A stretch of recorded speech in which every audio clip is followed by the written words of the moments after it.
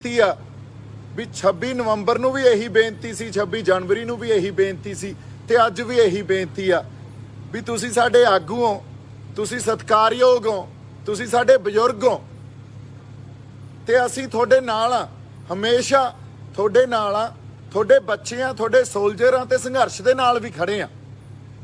ਪਰ ਕਦੇ ਕਦੇ ਗੱਲਾਂ ਤੁਹਾਨੂੰ ਵੀ ਸਮਝਣੀਆਂ ਚਾਹੀਦੀਆਂ, ਉਹ ਗੱਲਾਂ ਸਮਝਣੀਆਂ ਬਹੁਤ ਜ਼ਰੂਰੀ ਆ ਵੀ 26 ਨਵੰਬਰ ਨੂੰ ਜਦੋਂ ਬੈਰੀਕੇਡ ਤੋੜੇ ਆਪਾਂ ਇਸੇ ਸੰਘਰਸ਼ 'ਚ, ਉਹਦੇ ਤੁਸੀਂ ਕਿਹਾ ਜਿਹੜੇ ਬੈਰੀਕੇਡ ਤੋੜ ਕੇ ਗਏ ਆ ਉਹ ਸਾਡੇ ਬੰਦੇ ਨਹੀਂ ਆ।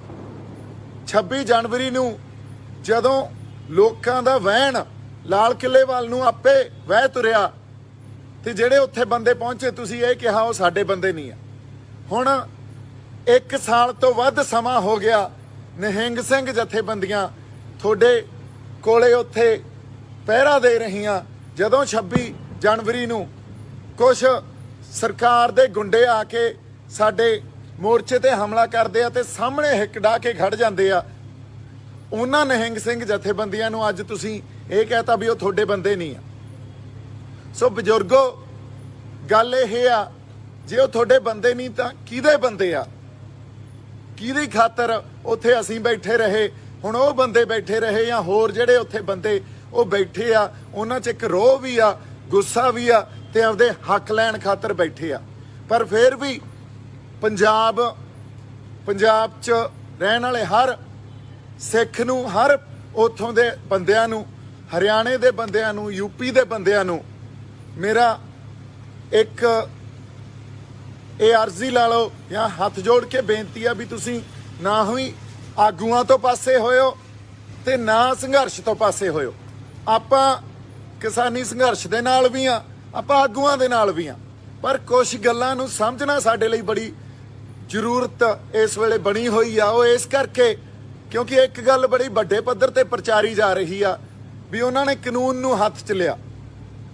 ਜਦੋਂ ਕਾਨੂੰਨ ਇੰਨਾ ਪੱਖਪਾਤੀ ਹੋ ਜੇ ਵੀ ਪਿਛਲੇ 5 ਸਾਲਾਂ ਤੋਂ ਲਗਾਤਾਰ ਸ੍ਰੀ ਗੁਰੂ ਗ੍ਰੰਥ ਸਾਹਿਬ ਦੀ ਬੇਅਦਬੀ ਕੀਤੀ ਜਾ ਰਹੀ ਆ ਤੇ ਕਾਨੂੰਨ ਇਹ ਕਹਿ ਕੇ ਉਹਨਾਂ ਬੰਦਿਆਂ ਨੂੰ ਛੱਡ ਦਿੰਦਾ ਵੀ ਉਹਨਾਂ ਦੇ ਦਿਮਾਗੀ ਗੜਬੜ ਸੀ, ਉਹ ਦਿਮਾਗੀ ਤੌਰ ਤੇ ਕਮਜ਼ੋਰ ਸੀ ਤੇ ਉਹਨਾਂ ਨੂੰ ਛੱਡ ਦਿੱਤੇ ਗਏ। ਇਹ ਤਾਂ ਉਹ ਗੱਲ ਹੋਈ ਵੀ ਕੋਈ ਅੰਨਾ ਤੇ ਉਹਨੇ ਜਦੋਂ ਵਿੰਨ ਕੇ ਤੀਰ ਮਾਰਿਆ ਤੇ ਹਰ ਵਾਰ ਨਿਸ਼ਾਨੇ 'ਚ ਲੱਗਿਆ ਜਾ ਕੇ, ਵੀ ਹਰ ਵਾਰ ਨਿਸ਼ਾਨੇ 'ਚ ਨਹੀਂ ਲੱਗਦਾ ਹੁੰਦਾ।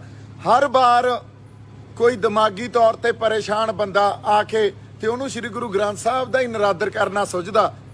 ਫਿਰ ਇਹ 5 ਸਾਲਾਂ ਤੋਂ ਸਾਨੂੰ ਕਿਵੇਂ ਲਗਾਤਾਰ ਪ੍ਰਵੋਕ ਕਰ ਰਹੇ ਆ। ਅਸੀਂ ਕਾਨੂੰਨ ਕੋਲੇ ਅਰਜ਼ੀਆਂ ਦੇ ਕੇ ਆਪਦੀਆਂ ਸ਼ਿਕਾਇਤਾਂ ਕਰਕੇ ਥੱਕ ਗਏ ਪਰ ਸਾਨੂੰ ਇਨਸਾਫ ਨਹੀਂ ਮਿਲਿਆ। ਉਸੇ ਤਰ੍ਹਾਂ ਜਿਸ ਤਰ੍ਹਾਂ ਸਾਨੂੰ ਪੁਰਾਣੇ ਸਾਡੇ ਨਾਲ ਹੋਈ ਬੇਇਨਸਾਫੀ ਦਾ ਇਨਸਾਫ ਨਹੀਂ ਮਿਲਿਆ।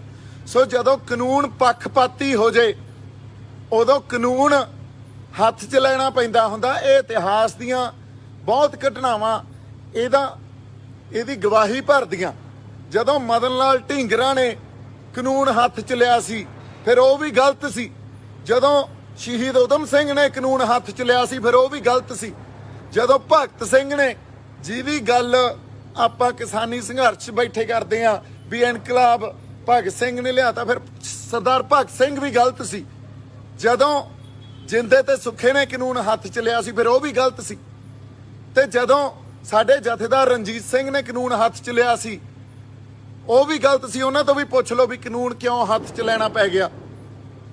ਹੁਣ ਇਸ ਗੱਲ ਨੂੰ ਜੇ ਆਪਾਂ ਇਹ ਕਹੀਏ ਵੀ ਕਾਨੂੰਨ ਹੱਥ 'ਚ ਲਿਆ ਤੇ ਆਪਣੇ ਹੁਣੇ ਹੀ ਲਖੀਮਪੁਰ ਖੇੜੀ 'ਚ ਜਦੋਂ ਸਾਡੇ ਬੰਦਿਆਂ ਨੂੰ ਦਗੜ ਕੇ ਕਤਲੇਆਮ ਕਰਤਾ ਤੇ ਉੱਥੇ ਰੋਹ 'ਚ ਆਏ ਸਾਡੇ ਬੰਦਿਆਂ ਨੇ 2 ਬੀਜੇਪੀ ਦੇ ਬੰਦੇ ਮਾਰਤੇ, ਫਿਰ ਤਾਂ ਅਸੀਂ ਵੀ ਕਾਨੂੰਨ ਹੱਥ 'ਚ ਲੈ ਲਿਆ, ਫਿਰ ਆਪਾਂ ਵੀ ਗਲਤ ਆ। ਉਦੋਂ ਤਾਂ ਜਿਹੜੇ ਆਪਣੇ ਟਕੈਤ ਸਾਹਿਬ ਆ ਉਹ ਇਹ ਕਹਿ ਰਹੇ ਆ ਇਹਦਾ ਐਕਸ਼ਨ ਦਾ ਰਿਐਕਸ਼ਨ ਸੀ, ਪਰ ਇੱਥੇ ਐਕਸ਼ਨ ਦਾ ਰਿਐਕਸ਼ਨ ਨਹੀਂ ਤੁਹਾਨੂੰ ਦਿਸਿਆ। ਪਿਛਲੇ 5 ਸਾਲਾਂ ਦਾ ਜਿਹੜਾ ਇਹ ਐਕਸ਼ਨ ਕਰ ਰਹੇ ਆ ਉਹ ਐਕਸ਼ਨ ਦਾ ਰਿਐਕਸ਼ਨ ਨਹੀਂ ਦਿਖਿਆ। ਸੋ ਬਜ਼ੁਰਗੋ, ਮੇਰੀ ਤੁਹਾਨੂੰ ਹੱਥ ਜੋੜ ਕੇ ਬੇਨਤੀ ਆ ਵੀ ਤੁਹਾਨੂੰ ਯੋਗਿੰਦਰ ਯਾਦਵ ਵਰਗੇ ਬੰਦੇ ਮੈਨੀਪੂਲੇਟ ਕਰ ਦਿੰਦੇ ਆ, ਤੁਸੀਂ ਉਹਨਾਂ ਦੇ ਪਿੱਛੇ ਲੱਗ ਜਾਂਦੇ ਹੋ ਤੇ ਤੁਸੀਂ ਪੰਥ ਤੇ ਪਰਾਏ ਹੋ ਕੇ ਖੜ ਜਾਂਦੇ ਹੋ ਜਾਂ ਪੰਜਾਬ ਤੋਂ ਪਰਾਏ ਹੋ ਕੇ ਖੜ ਜਾਂਦੇ ਹੋ। ਤੁਹਾਨੂੰ ਪੰਜਾਬ ਦੀ ਧਰਤੀ ਨੇ ਮਾਫ ਨਹੀਂ ਕਰਨਾ। ਅਸੀਂ ਤਾਂ ਤੁਹਾਡੇ ਨਾਲ ਖੜੇ ਆ। ਅਸੀਂ ਸੰਘਰਸ਼ ਤੁਹਾਡੇ ਨਾਲ ਹਿੱਕ ਢਾਹ ਕੇ ਖੜੇ ਆ। ਅੱਜ ਵੀ ਨਾਲ ਆ, ਪਹਿਲਾਂ ਵੀ ਨਾਲ ਸੀ ਤੇ ਅੱਗੇ ਵੀ ਰਹਾਂਗੇ। ਤੁਸੀਂ ਸਾਡੀ ਪੈਰਵਾਈ ਕਰੋ ਨਾ ਕਰੋ, ਇਹ ਪ੍ਰੋਵੋਕੇਸ਼ਨ ਸੀ। ਪ੍ਰੋਵੋਕੇਸ਼ਨ ਦੇ ਬਾਅਦ ਹੀ ਇਹ ਵਰਤਾਰਾ ਵਾਪਰਿਆ। ਇਹ ਕੋਈ ਇੱਕ ਆਈਸੋਲੇਸ਼ਨ ਚ ਜਾਂ ਇਹਨੂੰ ਕੱਲੀ ਘਟਨਾ ਨੂੰ ਨਾ ਦੇਖੋ, ਇਹਦੇ ਪਿੱਛੇ 5 ਸਾਲ ਦਾ ਬੇਅਦਬੀ ਦਾ ਇਤਿਹਾਸ ਪਿਆ। ਸੋ ਇਸ ਕਰਕੇ ਜਿਹੜੇ ਬੰਦੇ ਇਹ ਕਹਿੰਦੇ ਆ ਵੀ ਕਾਨੂੰਨ ਹੱਥ 'ਚ ਲੈ ਲਿਆ, ਇਹ ਬੰਦਿਆਂ ਨੂੰ ਇੱਕ ਸਵਾਲ ਆ ਮੇਰਾ ਵੀ ਜਦੋਂ ਕੋਈ ਇਤਿਹਾਸ 'ਚ ਜਦੋਂ ਕੌਮ ਨੇ, ਸਾਡੇ ਸੰਘਰਸ਼ੀ ਬੰਦਿਆਂ ਨੇ ਇਨਸਾਫ ਲਿਆ, ਉਹਦੇ ਕਾਨੂੰਨ ਹੱਥ 'ਚ ਨਹੀਂ ਲਿਆ ਗਿਆ। ਅੱਜ ਹੀ ਤੁਹਾਨੂੰ ਦਿਖਦਾ ਵੀ ਕਾਨੂੰਨ ਹੱਥ 'ਚ ਲੈ ਲਿਆ। ਫਿਰ ਅਗਲੀ ਗੱਲ, ਡਾਕਟਰ ਸਵਾਈਮਾਨ ਸਿੰਘ ਆ ਜਿਹੜੇ, ਉਹ ਬੜੇ ਸਤਿਕਾਰਯੋਗ ਆ, ਬੜੇ ਜੈਂਟਲ ਆ। ਉਹਨਾਂ ਨੇ ਵੀ ਇਹ ਗੱਲ ਕਹੀ ਵੀ ਜੇ ਗੁਰੂ ਨਾਨਕ ਪਾਤਸ਼ਾਹ ਹੁੰਦੇ, ਸ਼੍ਰੀ ਗੁਰੂ ਰਾਮਦਾਸ ਪਾਤਸ਼ਾਹ ਹੁੰਦੇ ਤਾਂ ਵੀ ਐਂ ਕਰਦੇ। ਤੁਸੀਂ ਗੁਰੂਆਂ ਨੂੰ ਨਖੇੜ ਕੇ ਨਾ ਦੇਖੋ। ਮੈਂ ਡਾਕਟਰ ਸਾਹਿਬ ਤੁਹਾਨੂੰ ਬੇਨਤੀ ਕਰਦਾ, ਤੁਸੀਂ ਇਸ ਗੱਲ ਤੇ ਤੁਹਾਨੂੰ ਸਮਝ ਨਹੀਂ ਤੇ ਤੁਸੀਂ ਚੰਗੇ ਬੰਦੇ ਹੋ, ਤੁਸੀਂ ਨਾ ਬੋਲੋ। ਕਿਉਂਕਿ ਉਸ ਵੇਲੇ ਗੁਰੂ ਸਾਹਿਬ ਗੁਰੂ ਨਾਨਕ ਪਾਤਸ਼ਾਹ ਤੋਂ ਲੈ ਕੇ 10ਵੇਂ ਪਾਤਸ਼ਾਹ ਤੇ ਫਿਰ ਸ਼੍ਰੀ ਗੁਰੂ ਗ੍ਰੰਥ ਸਾਹਿਬ ਤੱਕ ਇਹ ਤਾਂ ਇੱਕ ਜੋਤ ਆ, ਇੱਕ ਜੋਤ ਪ੍ਰਗਟ ਹੋਈ। ਇਹਨਾਂ ਨੂੰ ਨਖੇੜ ਕੇ ਨਹੀਂ ਦੇਖਿਆ ਜਾ ਸਕਦਾ ਸੀ। ਜੋ ਗੁਰੂ ਨਾਨਕ ਸਾਹਿਬ ਵੇਲੇ ਗੁਰੂ ਨਾਨਕ ਸਾਹਿਬ ਨੂੰ ਜ਼ਰੂਰਤ ਸੀ ਜਾਂ ਉਸ ਵੇਲੇ ਉਹ ਇਲਹਾਮ ਸੀ ਉਹਨਾਂ ਨੂੰ, ਉਦੋਂ ਉਹਨਾਂ ਨੇ ਉਹ ਕੀਤਾ। ਜੋ 10ਵੇਂ ਪਾਤਸ਼ਾਹ ਵੇਲੇ ਇੱਕ ਜ਼ਰੂਰਤ ਸੀ ਸਮਾਜ ਦੀ, ਉਦੋਂ ਉਹਨਾਂ ਨੇ ਉਹ ਕੀਤਾ। ਸੋ ਇਸ ਕਰਕੇ ਉਹ ਇੱਕ ਇਲਹਾਮ, ਇੱਕ ਰੱਬੀ ਜਿਹੜੀ ਗੱਲ ਆ, ਉਹਨੂੰ ਸਾਡੇ ਲਈ ਸਮਝਣਾ, ਇਸ ਤਰ੍ਹਾਂ ਨਖੇੜ ਕੇ ਦੇਖਣਾ ਬਹੁਤ ਔਖਾ। ਫੇਰ ਤਾਂ ਜਦੋਂ ਭਾਈ ਬਿਧੀ ਚੰਦ ਨੇ 5ਵੇਂ ਪਾਤਸ਼ਾਹ ਵੇਲੇ, ਉਹਨਾਂ ਨੇ ਤਾਂ ਬਹੁਤ ਸ਼ਾਂਤਮਈ ਸ਼ਹਾਦਤ ਦਿੱਤੀ ਆ। ਕਿਸੇ ਨੇ ਜਦੋਂ ਗੁਰੂ ਸਾਹਿਬ ਦੇ ਬਾਰੇ ਮੰਦਾ ਬੋਲਿਆ ਤੇ ਭਾਈ ਬਿਧੀ ਚੰਦ ਨੇ ਟੋਟੇ ਕਰਕੇ ਉਹਦੇ ਨਹਿਰ 'ਚ ਸਿੱਟਤਾ ਸੀ।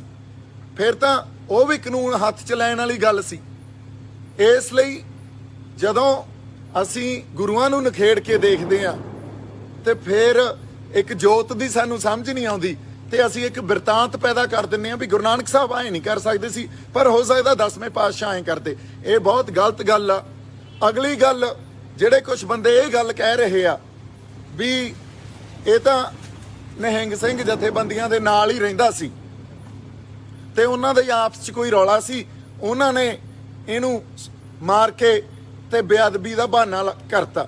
ਵੀ ਪਿਛਲੇ 5 ਸਾਲਾਂ 'ਚ ਤਾਂ ਅੱਜ ਤੱਕ ਇਹੋ ਜਿਹਾ ਬਹਾਨਾ ਅਸੀਂ ਕੀਤਾ ਨਹੀਂ ਕਦੇ।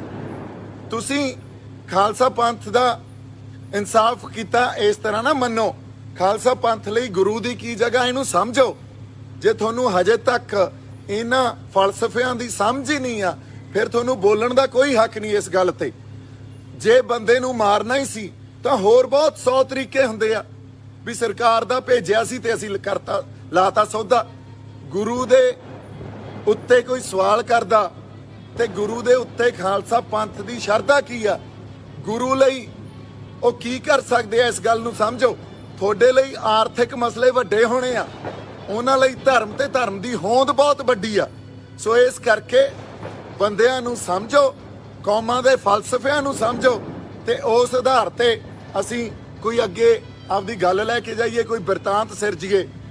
ਇਸ ਲਈ ਮੇਰਾ ਸਵਾਲ ਉਹੀ ਆ ਵੀ ਫੇਰ ਤਾਂ ਸਾਡੇ ਆਜ਼ਾਦੀ ਦੇ ਸੰਘਰਸ਼ 'ਚ ਜਿੰਨੇ ਬੰਦਿਆਂ ਨੇ ਸੰਘਰਸ਼ ਕੀਤਾ, ਉਹਨਾਂ ਨੇ ਸੰਘਰਸ਼ ਜਿਹੜਾ ਕੀਤਾ ਉਹ ਕਾਨੂੰਨ ਹੱਥ 'ਚ ਹੀ ਲਏ ਸੀ। ਉਦੋਂ ਅੰਗਰੇਜ਼ਾਂ ਦੇ ਖਿਲਾਫ ਅਸੀਂ ਕਾਨੂੰਨ ਹੱਥ 'ਚ ਹੀ ਲੈਂਦੇ ਰਹੇ ਹਾਂ। ਤੁਸੀਂ ਕੁਝ ਦਿਨ ਪਹਿਲਾਂ ਇਹ ਗੱਲ ਕਹਿ ਕੇ ਹਟੇ ਹੋ ਵੀ ਅਸੀਂ ਨਲੂਏ ਦੇ ਵਾਰਸ ਹਾਂ, ਤੇ ਫੇਰ ਜੇ ਸਰਦਾਰ ਹਰੀ ਸਿੰਘ ਨਲੂਆ ਹੁੰਦੇ ਉਹ ਕੀ ਕਰਦੇ, ਇਹ ਸਾਨੂੰ ਦੱਸਣ ਦੀ ਜ਼ਰੂਰਤ ਨਹੀਂ।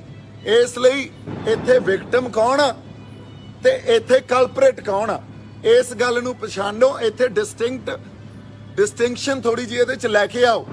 ਤੁਸੀਂ ਹਮੇਸ਼ਾ ਮੈਨੀਪੂਲੇਟ ਤੁਹਾਨੂੰ ਕਰ ਦਿੱਤਾ ਜਾਂਦਾ ਸਾਡੇ ਬਜ਼ੁਰਗਾਂ ਨੂੰ, ਤੇ ਉਹ ਵਿਕਟਮ ਦੇ ਸਰਕਾਰੀ ਧਿਰ ਦੇ ਹੱਕ 'ਚ ਭੁਗਤ ਜਾਂਦੇ ਆ ਤੇ ਕਲਪਰੇਟ ਨੂੰ ਗੁਨਾਹਗਾਰ ਦੱਸਣ ਲੱਗ ਜਾਂਦੇ ਆ।